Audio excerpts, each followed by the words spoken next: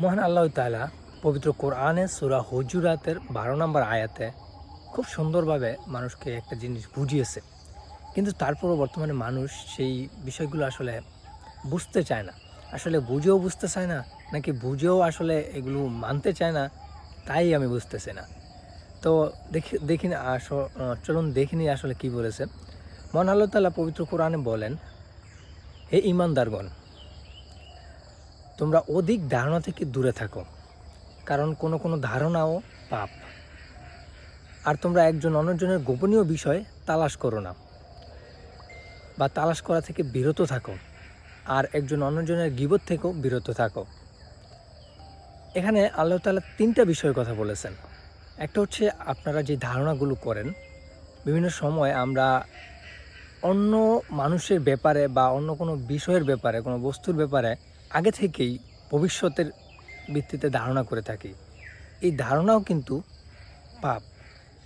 কিছু কিছু, মানে সব ক্ষেত্রে না, মানে কিছু কিছু এখানে বলা হয়েছে যে অধিক ধারণা থেকে দূরে থাকো, কারণ কিছু ধারণাও পাপ।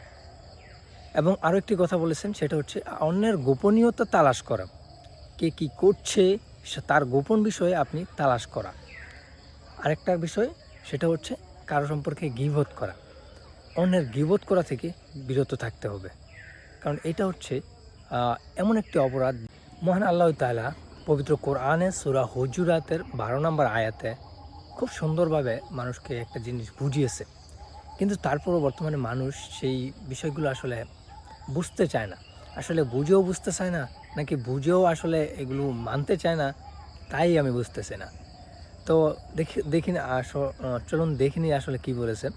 মহান আল্লাহ তাআলা পবিত্র কোরআনে বলেন, হে ঈমানদারগণ, তোমরা অধিক ধারণা থেকে দূরে থাকো, কারণ কোনো ধারণাও পাপ।